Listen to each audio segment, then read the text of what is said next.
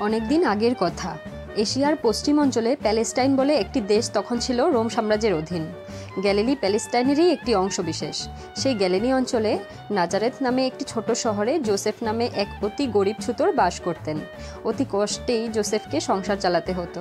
একবার লোকগণনার সময় প্রত্যেককে সরকারি দফতর বেথলেহেম গিয়ে পরিবারের সব লোকেদের নামধাম লেখাতে হয়। জোসেফকেও তার পরিবারের লোকেদের জন্য নাম লেখাবার জন্য বেথলেহেম শহরে যেতে হলো।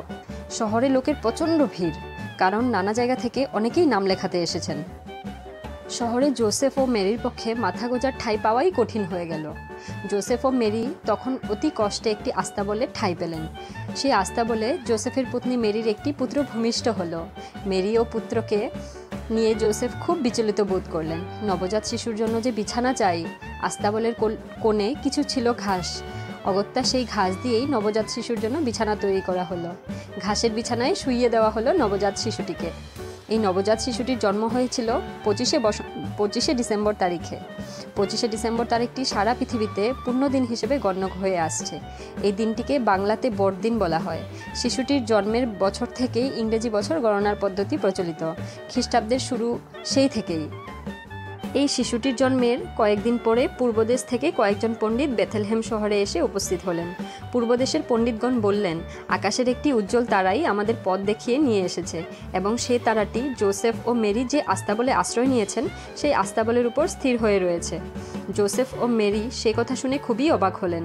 পূর্বদেশের সেই পণ্ডিতরা মেরিকে বললেন, আপনার কোল আলো করে যে শিশুটি রয়েছেন তিনি ভবিষ্যতে পৃথিবীকে দুঃখ তাপ থেকে মুক্ত করবেন।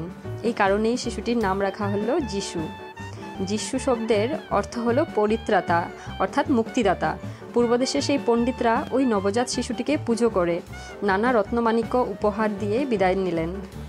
এই শিশুটি মহামানব যিশু। তিনি যে ধর্মপ্রচার করেছিলেন সেই ধর্মের নাম খ্রিস্ট ধর্ম। সহজ ভাষায় যিশু ধর্ম বিষয়ে উপদেশ দিতেন। যিশুর মতে সকল মানুষই পরম করুণাময় ঈশ্বরের সন্তান। ঈশ্বরই হলো সকল মানুষের পরম পিতা। পিতাকে জানার জন্য বা বোঝার জন্য আচার অনুষ্ঠানের প্রয়োজন নেই, কেবলমাত্র মানুষের শুভবুদ্ধি বা সৎ ইচ্ছা হলেই তাকে জানা যায়। যিশু শিশুদের খুব ভালোবাসতেন। একবার একদল মহিলা তাদের ছেলে মেয়েদের জন্য আশীর্বাদ চাইতে যিশুর কাছে এসেছিলেন। যিশু একে একে তাদের সকলকেই আশীর্বাদ করলেন, কিন্তু ভিড় খুব বেড়ে যাওয়ায় যিশুর এক শিষ্য মহিলাদের বললেন, ছেলে মেয়েদের সরিয়ে নিন, ভিড়ের জন্য খুব অসুবিধা হচ্ছে।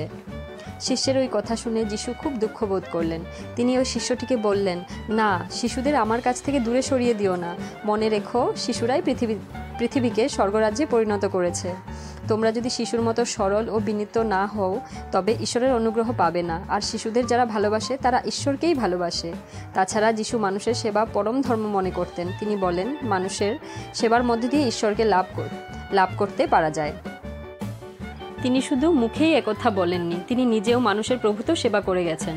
তার সেবায় এবং অপার করুণায় বহু জটিল ব্যাধিগ্রস্ত লোক ও পঙ্গু লোক আরোগ্য লাভ করেছিল। অন্ধ ব্যক্তিরাও দৃষ্টি ফিরে পেয়েছিল। ক্রমে ক্রমে সকলেরই বিশ্বাস জন্মে যে যিশুর পবিত্র হাতের ছোঁয়ায় ব্যাধিগ্রস্ত মানুষ নিমেষের মধ্যে রোগমুক্ত হতে পারে। ক্রমশ যিশুর শিষ্য ও অনুরাগীদের সংখ্যা বৃদ্ধিপ্রাপ্ত হওয়ায় ফরিসি পুরোহিতরা তার বিরুদ্ধে ঘৃণ্য চক্রান্তে লিপ্ত হন। এই পুরোহিতরা জুডাস নামে যিশুর এক শিষ্যকে টাকা দিয়ে বশীভূত করেছিলেন। এতএব জুডাসের বিশ্বাসঘাতকতায় মহামানব যিশু শত্রুদের হাতে বন্দী হন। এইসব পুরোহিতদের চাপে পড়েই রোম সম্রাটের প্রতিনিধি যিশুকে মৃত্যুদণ্ড দেন, এবং যিশুকে হত্যা করার ভার ফরিসি পুরোহিত এবং তাদের শিষ্যদের উপর দেওয়া হয়। ফরিসি পুরোহিত ও তাদের ইহুদি শিষ্যরা যিশুর উপর অকথ্য অত্যাচার শুরু করেন।